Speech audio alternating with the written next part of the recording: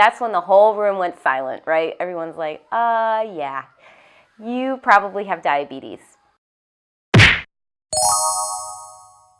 Hey guys, welcome to Rosa Duarte TV. That's me. If this is your first time here, thanks so much for checking it out. And if you've come back for more, then I really do appreciate that. This video, I'm going to explain basically how I got diagnosed with type 1 diabetes. I have had it now for 10 years. It was October, November time in 2008. I did find these pictures. This is when I went to Washington, D.C. with my mother-in-law and sister-in-law and her husband at the time. And my husband went with us also. And we lived in Delaware, so D.C. wasn't too far of a drive. And, spent a couple days there, had a great time. And I felt fine around this time, but I did notice that I was starting to lose a lot of weight. Not a ton of it, like it wasn't just like shedding off of me, but I was getting loose in my pants, and I was like, I didn't know exactly what it was linked to, but I was also working 2 jobs at the time. I had a job working for News 12 New Jersey, which I couldn't find any pictures of this, guys, unfortunately, but believe me when I tell you, I did work for News 12 New Jersey as a freelance reporter, meaning I wasn't under contract. They would just call me in, and if they needed an extra reporter that day and I was available, I would go. Problem is I lived in Delaware, and to work in New Jersey, had to drive to New Jersey, so I literally would have to drive sometimes a commute of like an hour and 10 minutes, to like get to work, and then I would have to drive back. So I worked in Trenton, New Jersey, Edison, New Jersey, wherever they needed me, that's where I would go. So that was one job that I had, and then my second job that I had was a part-time traffic editor / producer, and I did find pictures of this. I worked for Navtech in, Wayne, Pennsylvania. And I don't remember what my schedule was, but I do remember it was super early in the morning, so I would have to get there because I would help put together the traffic reports for the reporters who worked for the Philadelphia news stations.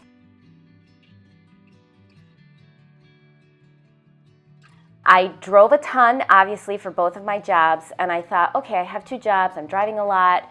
Maybe that's why I'm starting to lose a lot of weight. Another thing that I noticed was that I was always thirsty.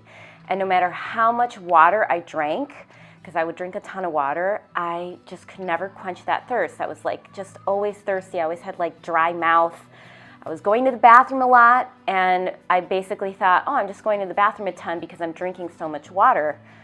Yeah, that might have been part of it, but really it turns out that I was going to the bathroom that much because I was just peeing all this extra sugar that I had in my system. My body had no other way to get rid of it because it was just building up in my bloodstream, and I was just peeing it out. So yeah, okay, I was thirsty, I was always going to the bathroom, I was drinking a ton of water, I was always tired. Just going up a flight of stairs, I would be out of breath. So I knew something was up, but like I said, I just kind of thought that it had something to do with my job and my stress, so I didn't really think much of it. Come Christmas time, my husband and I, our families are in New York, so we, drove up to New York, and we're with the family at his family's house in the country. And I'm telling one of my relatives, so he is the husband to one of my husband's cousins, Neil. So Neil had just been diagnosed with type 1 diabetes, and he also had no history of it in his family. He was a super skinny guy, was a runner. So he had just been recently diagnosed with type 1 diabetes, and I'm telling him my symptoms over dinner.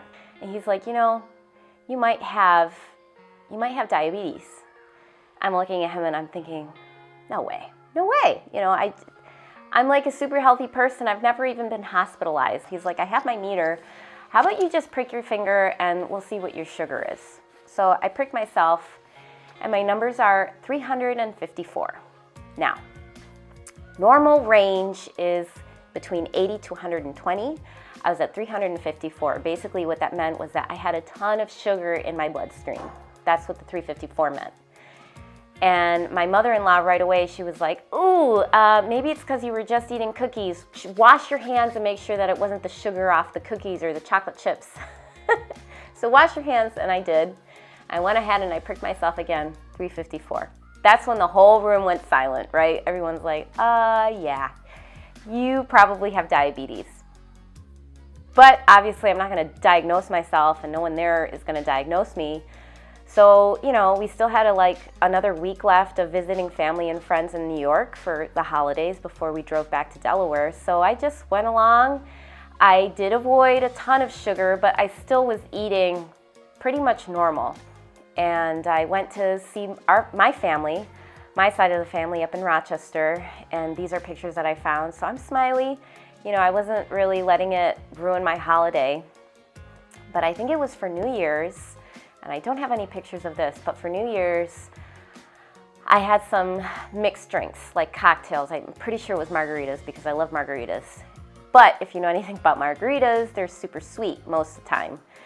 And that night, I went to bed, and I got really, really sick. I went running to the bathroom, and I just started puking up all of the margarita stuff that I had drank.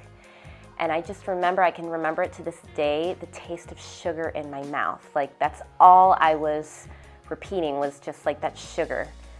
And it really scared the hell out of me because I wasn't drunk, but I was sick from the drink, from all that sugar. And I immediately, after cleaning up, I went to my sister, because I was staying with my sister, and I went to her computer, and I spent all night on the computer Googling, researching diabetes, reading about, like, what is this, what do I have, what causes it.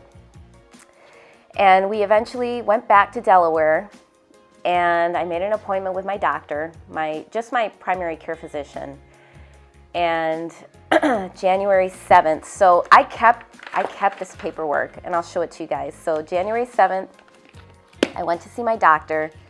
So I keep all my paperwork in like this binder. So I went to see my doctor. I don't know why I kept this, but you know, says your lab results have returned and they are abnormal. They show blood sugar in diabetic range. And that was the 7th of January, 2009.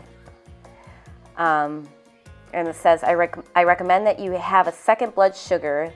You have a slip. So she gave me a slip for that. I went to the lab. I got my sugars tested again.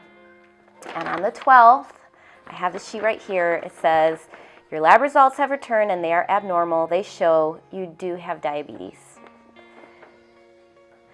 And I remember her telling me this, and it just kind of like, I was like in denial for a long time. I was in denial. I was like, I'm going to beat this disease.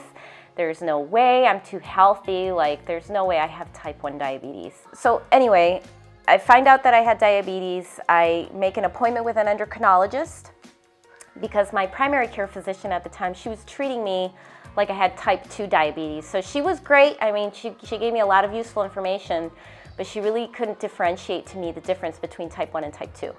So I found an endocrinologist and I started seeing him. In the first couple of months that I had diabetes, I just took pills because according to my doctor, the endocrinologist, was that I was still producing insulin, but just not enough, and that I was eventually going to be depleted of any and all insulin that I was making. So the pills that he was giving me, I think, is very similar pills to what type 2 diabetics take, is just to kind of make you more sensitive to the insulin that you're making and to kind of squeeze whatever insulin you're making out of your pancreas.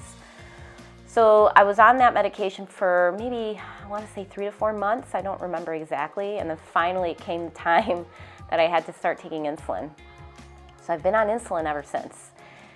And it scared the hell out of me just thinking that, oh my gosh, I'm going to have to prick myself with this thing. And I'm going to have to take it before I eat, before I sleep. You know, all the time I'm just going to have to carry this pen with me, but that's okay.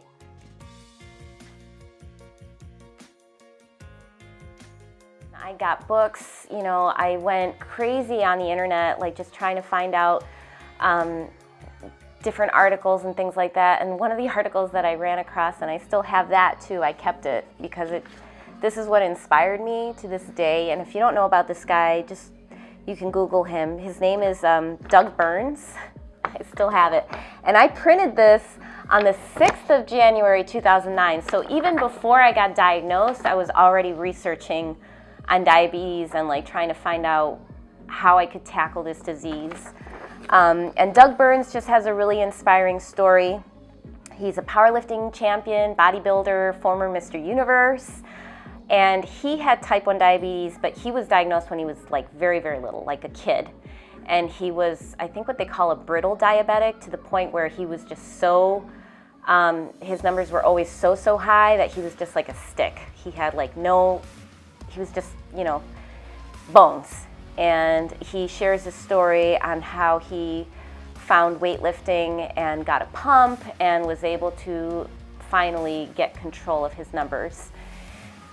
And he really inspired me, and I did a little bit more research about exercise and fitness and how that relates to diabetes. There's just so much good that comes out of working out, and especially bodybuilding. Like, I'm not saying go out and become a Ninja Turtle. I'm just saying that like lifting weights really, really helps, especially with diabetes, and how it like affects the numbers, and how it helps your metabolism, and how you burn fat, and how you use the insulin, and how your body uses the glucose.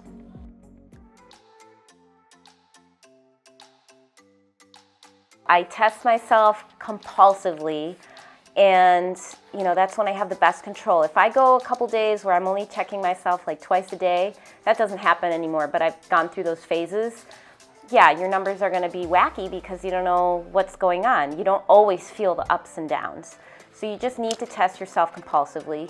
Just do it. And you know, the other thing that I do is I work out. So I know working out for a lot of people isn't always an option, especially if you have an injury or if you have bad knees, or you know, there's always something that could be holding us back. But from that one thing that's holding you back, there's also one thing that you could be doing more, something that you could be doing extra, and you know what that is. So I'm not blaming you or guilting you. I'm just trying to like motivate you and inspire you and encourage you to do that one thing, or those two things that you probably might not be doing every day, to help control your numbers and get it under control, so that you have, you know, just better control, and not let it ruin your day and ruin your month and ruin your life, because diabetes does not deserve it, and you could do a ton of stuff in life despite diabetes. All right, guys, so that's it for this video. I hope you enjoyed watching it. Thank you so much again for checking it out and coming by my channel. If you did like this video and got something out of it, let me know in the comments below. Share with me, you know, how you found out you first got diabetes. Give this video a thumbs up, and I will see you on the next one. Take care, guys.